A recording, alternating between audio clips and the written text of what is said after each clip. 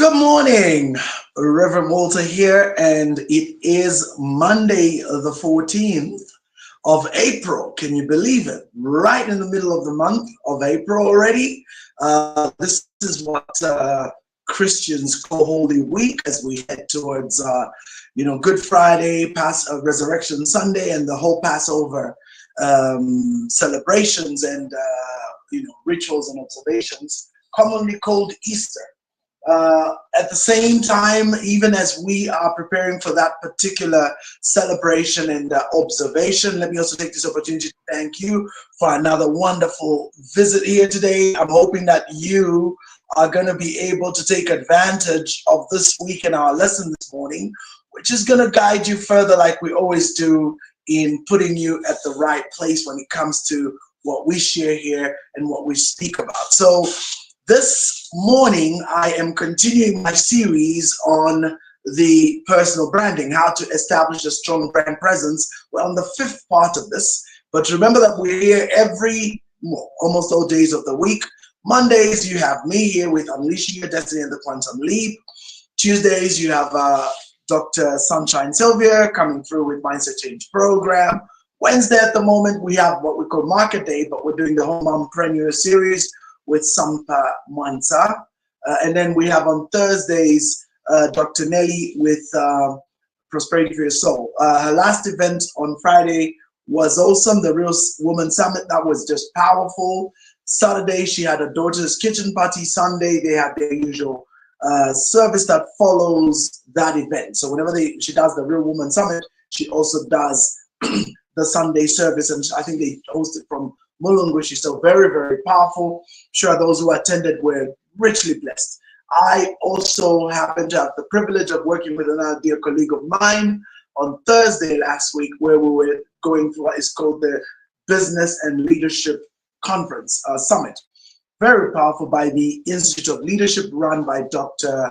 Emmanuel Nkoma, all the way from South Africa. He came through with some great individuals from the US, Dr. Rick Jones, attorney at law, and also great businessman running what is called the Boss Initiative. Very powerful.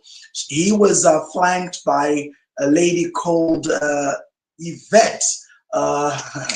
Yvette who? Yvette Kreiner, and both are millionaire business individuals coming out of the United States who are here with us just to kind of walk us through all the bits and pieces relating to that particular opportunity. Very powerful opportunity in the energy space, platform. So those of you that are interested can always get in touch. Now, meantime, I'm here today to speak on this subject. So let me jump straight into it because it's very powerful.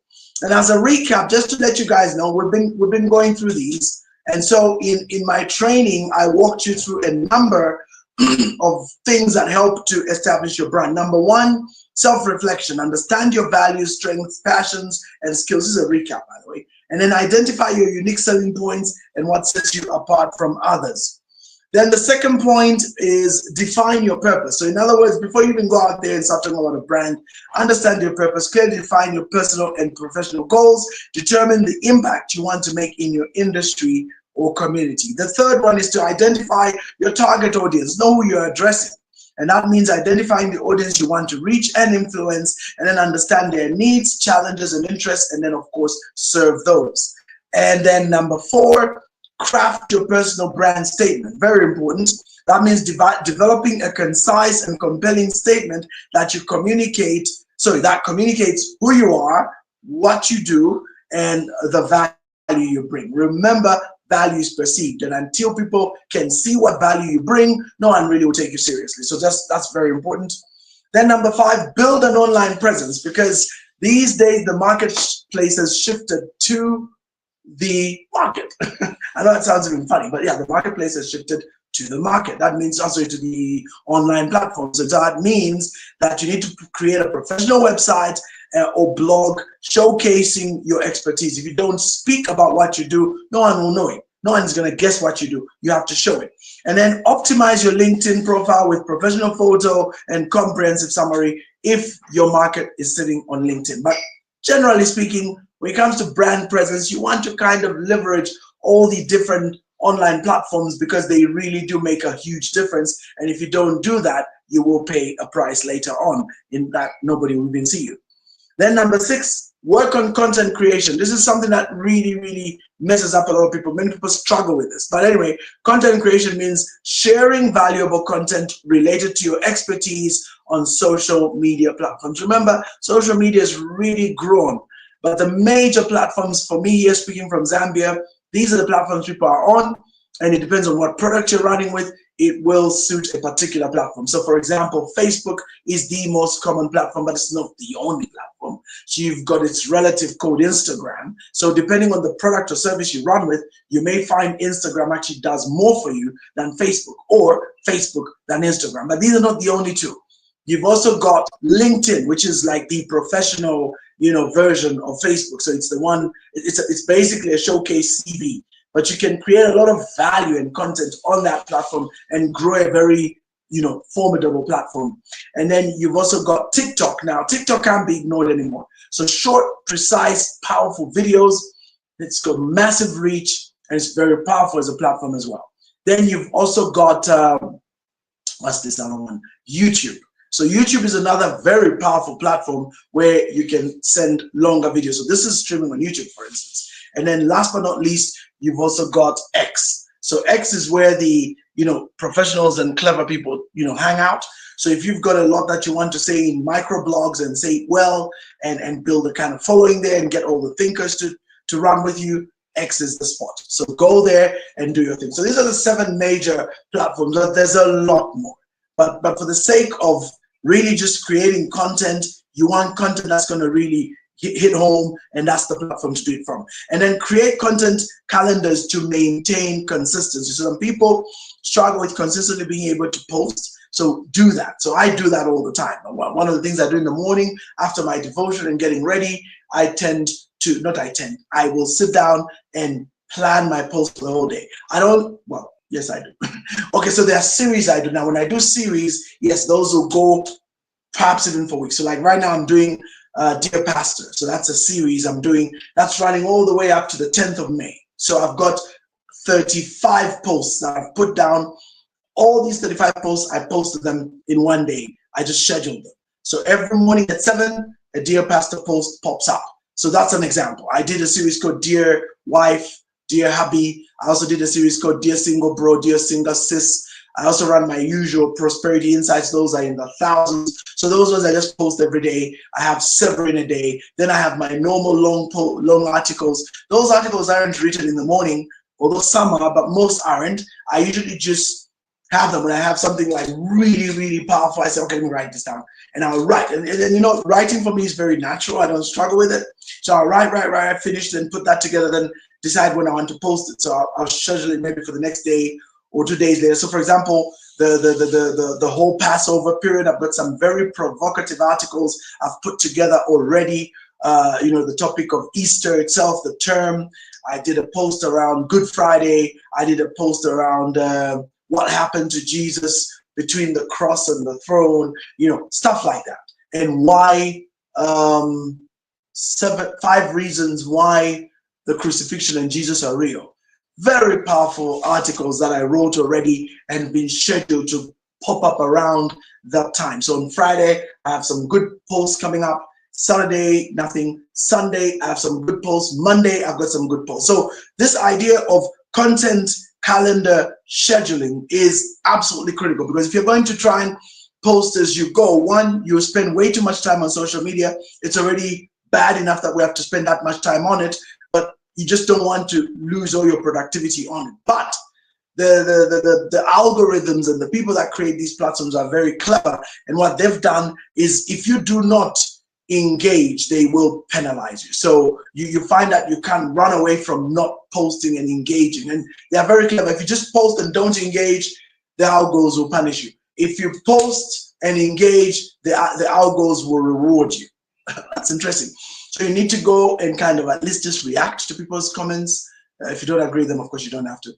And then also you can comment under 1 or 2. It's very effective, especially when you're beginning this thing. You can't run away from that. Now, why do people like me bother? I'll tell you why. Because the secret to showcasing is an audience. I'll say that again. The secret to showcasing, to letting people know what you're doing is an audience. If there's an audience you're addressing, one, it creates a sense of authority. People always consider somebody who addresses a large audience of any sort. In fact, to be honest, anyone who addresses any audience is considered an expert. But then what's interesting is if you address a very large audience, the perception in the marketplace is that you're a real expert. That's the funny thing about perception. And this is nothing to do with whether you know the subject or not. The fact that people see that you have a large audience tells those people that you command some level of authority. That perception, my dear brothers and sisters, is very cardinal to brand establishment. If you don't establish an audience, your brand would just not be respected. And remember, audiences vary. So whichever discipline you operate from, whether you're an engineer, whether you're an architect, whether you're a media personality, whether you're whatever, as long as you have an audience, people will perceive you an expert in that field. So, and not just an expert, because anybody can be an expert, but it's the authority to speak that becomes an issue. So commanding large audiences is an actual asset. So that you got to remember. That's why certain individuals would even attract business their way on account of the audiences they command. So for example, my dear brother and friend, Dumisani Ngube, the radical entrepreneur, why did Stanchart spend an unprecedented amount of 2,500, 2.5 million kwacha to sponsor Africa Must Think? Why did they do that? Answer: because they know that Dumisani commands a very large audience. It's not every day that a person of his caliber has been able to fill up Hero Stadium. Or maybe they've not filled it up, but the fact that he can put 15, 20,000 people in one place, and then brought in a person like Vusi Tembekwayo to speak. And for Vusi, who is already breaking records, that was his largest single audience in his, in his career that he's ever addressed. And that thanks to the radical entrepreneur. So that tells you a lot about who the radical entrepreneur is and the kind of command he has been able to have. Many, many companies, many organizations have willingly sponsored, serious amounts of money to support that particular event, Africa Must Think. And why are they doing so? Because they perceive Dumisani to be an authority when it comes to commanding a cross-sector, a section of the public. So this idea of commanding numbers is inescapable. So if you really want your brand to speak with power, you got to have the numbers. Now, the number thing is also a catch-22. You've got what I call, pardon the language, but you've got what I call basically idiots, and then I've got those which we call the seekers and the followers. Now, idiots are just idiots. They're just interested in juicy gossip and stories. And so what you want to do, you want to avoid attracting that type of audience, because yes, there are some companies that don't care. They will pay you because of the numbers. But there's also a caliber of people you will not attract, because you've got pretty much idiots and your subjects on your page just relate to gossip and just cheap nonsense. So you just want to avoid that, unless of course that's your aim, because audiences are different. For example, if you're a comedian, really you just want to attract everyone. And being a comedian, you're a jester. So that's different. But then if you're a professional, and by the way, remember that even for comedians, that's a brand, and you can attract very, very powerful individuals even in that space as well. So I am not belittling by any standards the concept and idea that you can be able to reach out and really make an impact when it comes to these things, okay? So that again is something that we want to be aware of. But at the same time, if you're a pro like me and the people on this platform, Dr. Sunshine, Dr. Nelly, we really don't want that kind of audience. We're more interested in the followers and seekers, because those are more sober for our kind of brand. Now, obviously, I'm a bit unique in my case because I also have this side of me, which people say is controversial. It is related to my core, which is that of being a reverend, that of being a preacher of some sort. Now, that again means I've got a very big challenge between being the professional I am and being the controversial preacher I am. I have personally chosen not to separate them in terms of who I am, because I understand brand and identity, but it comes at a cost. And I think I need to stress this. When you choose not to separate your so-called personality from your professional output, it can affect what you're able to achieve, what you're able to attract. It will affect that. And that's something we've got to be very cognizant of. I have been warned even by my own colleagues on my platform about this, and it is something I have chosen to run with. So if I run with that, then I am fully cognizant and fully aware of the implications. But that aside, it is still something that will matter. So remember, the audiences matter, the numbers matter, and that's why people like myself do spend a significant amount of time of the day, about 2 hours a day, on the platform, because I have to engage, I have to, interact. Now, what's interesting is because I have an audience, when I do have products, I can go back to my audience and say, hey guys, check out, I have this product. And it's very easy for me, because of my numbers, to then draw the serious people out of that. Remember, there are seekers and followers.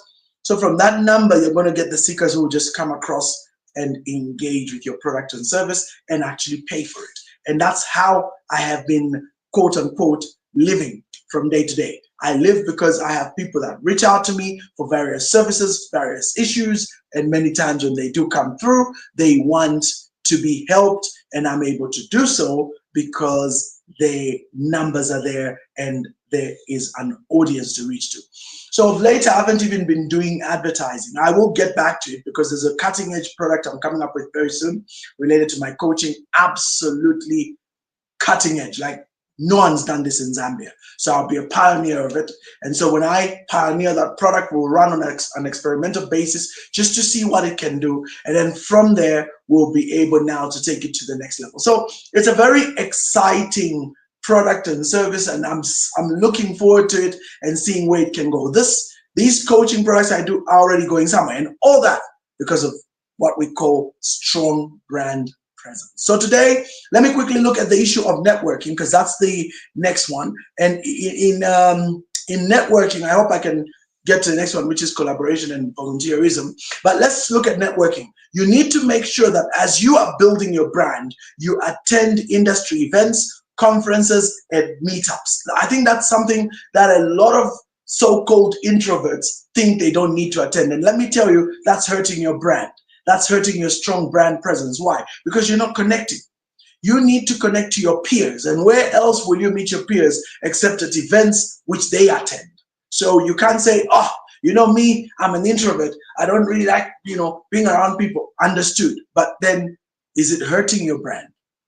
What is it doing to your professional brand? And remember, all of us, when you hit my age, you kind of transition from jobs to consultancy. In other words, your level of wisdom demands that you can't really be in a CEO position anymore or director level anymore, because there are younger people coming behind you. You should be grooming people.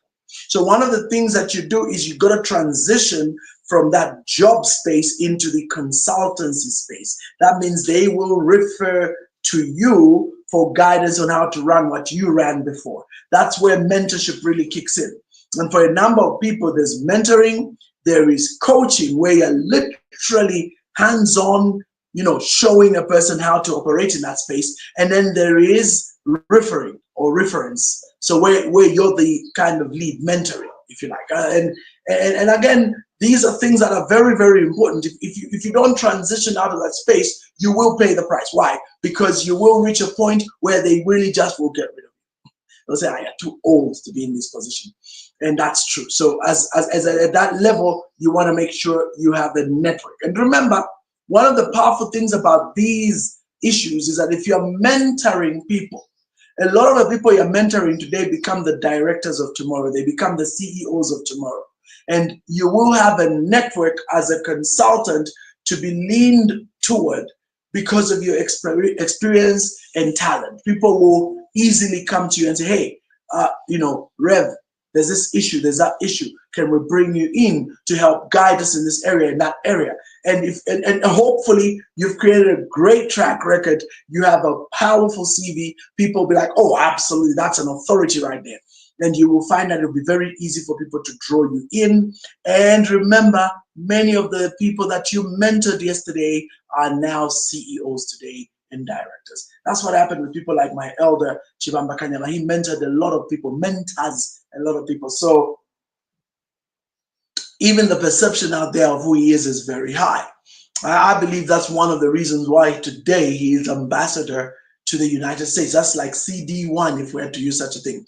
The most important diplomatic post you could think of is, to the most powerful nation in the world. So you've got, you've got USA, you've got the UK, you've got China. These are powerful countries. And then you've got other countries, quite a number of very powerful countries. And being ambassador in that capacity is really high, even though an ambassador is under a PS, the ambassador director level, when you look at government civil service structure. But for me, I believe for a man like Chibamba Kanyama, there are others who blame him and say he's busy teaching us, but he's busy going to get a job. For me, that job is so strategic. For me, he did well to take it.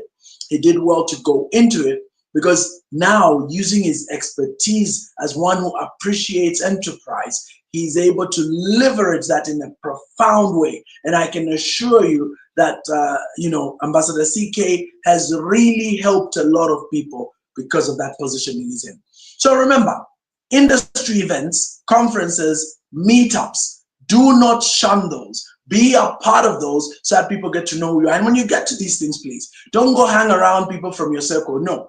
Get to meet new people. That's the only place where I recommend carrying a card. I don't carry cards, I take numbers directly, because what I've found is it's very easy for me with the numbers to get back to people later. But I do try, get back to people and say, hey, just glad I met you, and you can really pursue those better.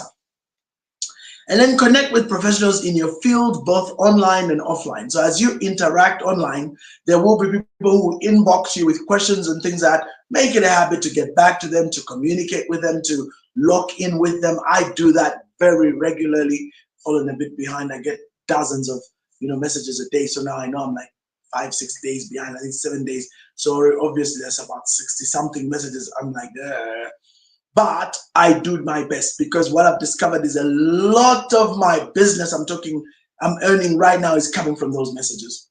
People will get in touch and ask all manner of questions. Some will ask to engage me in different places and different areas and different issues. And I get a lot of business that way, a lot of business.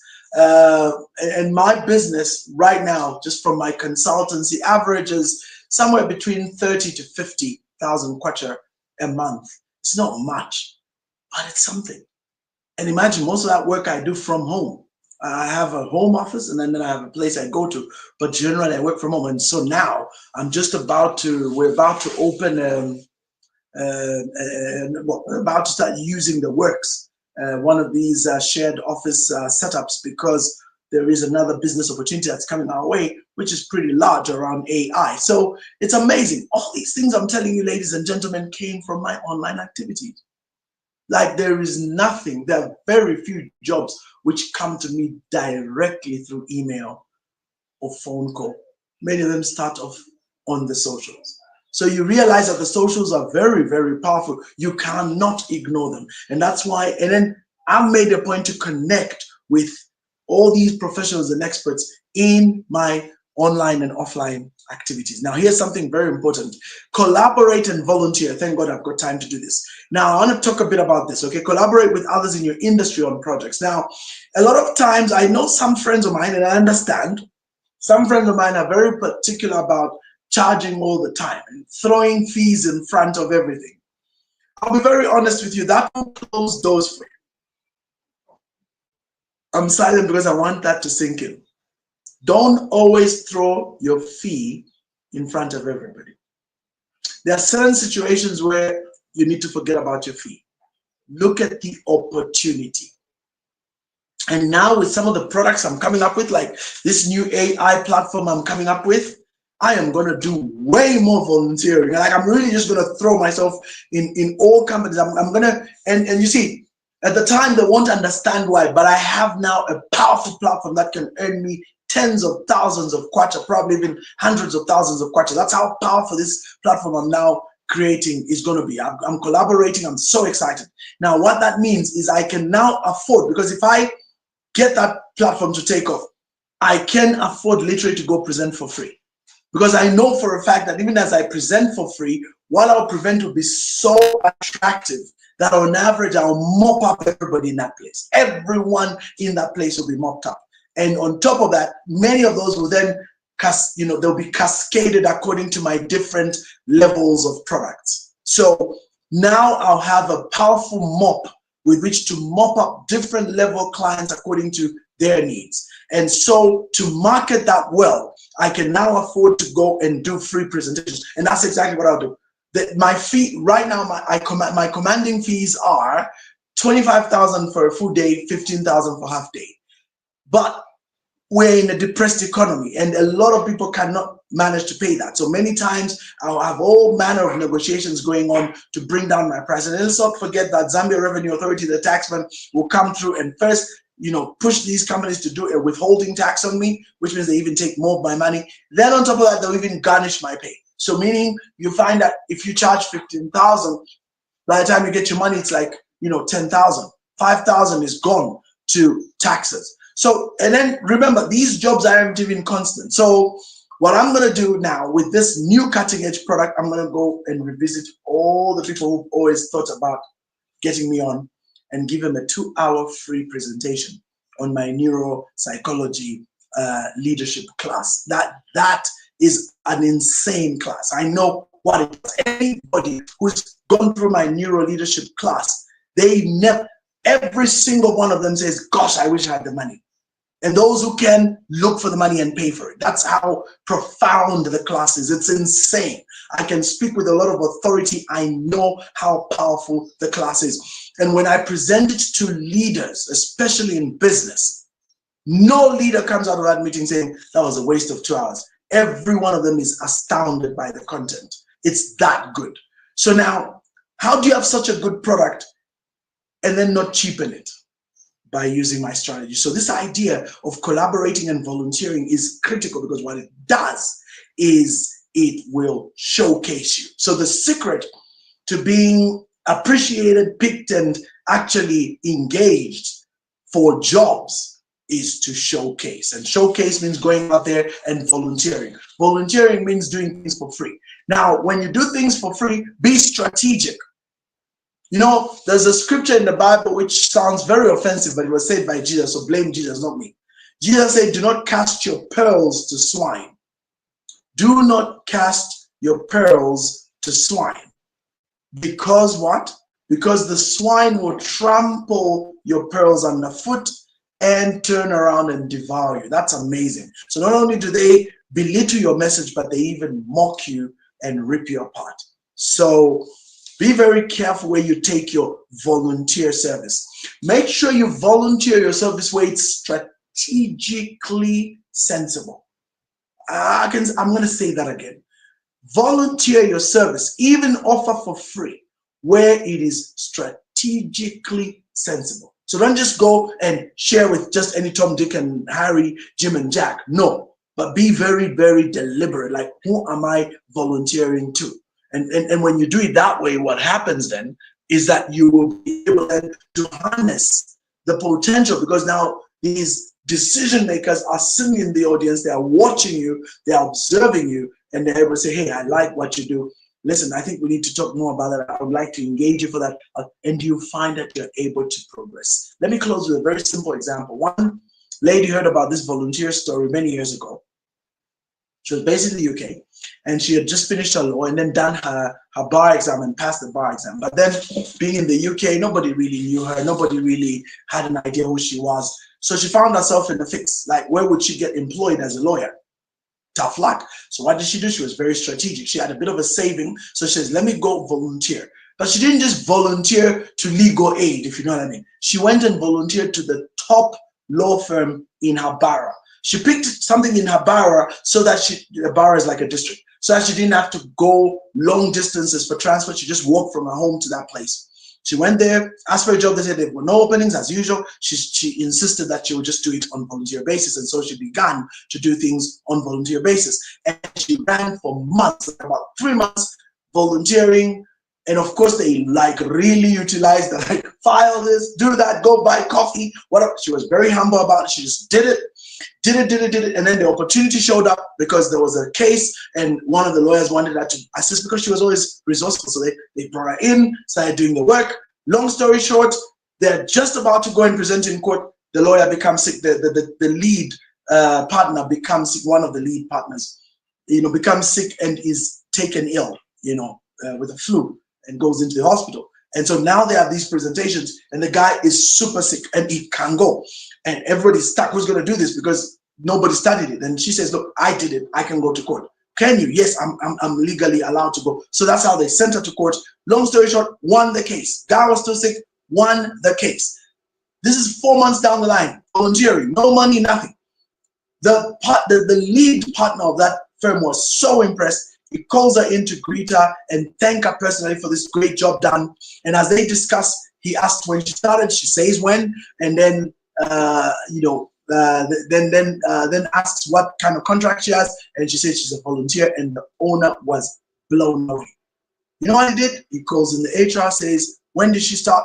HR says, can you give her a full contract, pay her 4 months back in arrears, pay her all the money for all the days she's worked, and now we're making her one of the junior lawyers, bring her on board, she has a contract, everything. Imagine, 4 months of working, she gets that because she was volunteering, but it was strategic volunteering. Strategic volunteering. So this is a very powerful concept that all of you need to understand. And if you do this correctly, you will see that it will push you to the next level. So on that note, our time is like up. I'm over by 3 minutes. I apologize, but I just wanted you guys to know that this collaboration and volunteering is huge. Besides what I spoke about previously, which was obviously networking, but in networking, be very deliberate and strategic about who you collaborate with and who you volunteer to, because these two things will push you to the next level. So on that note, guys, have a great one. Tomorrow, Doc is back. She's coming through with Mindset Change program as always. And for the next 2 Mondays, I won't be available because next Monday is going to be what we call Passover Monday, or Easter Monday, as you call it. And then the other Monday will be KK's birthday. So both are bank holidays. And so that means no presentation from me for 2 Mondays. And so I'll see you the other Monday, which is going to be Monday, the 5th of May, when I will be around. So from that note, guys, have a good one. And remember, collaborate and volunteer, but do it strategically. Don't just volunteer to every Tom, Dick, and Harry, because you'll be wasting your time and effort. Take care. Have a great day, guys, and see you soon.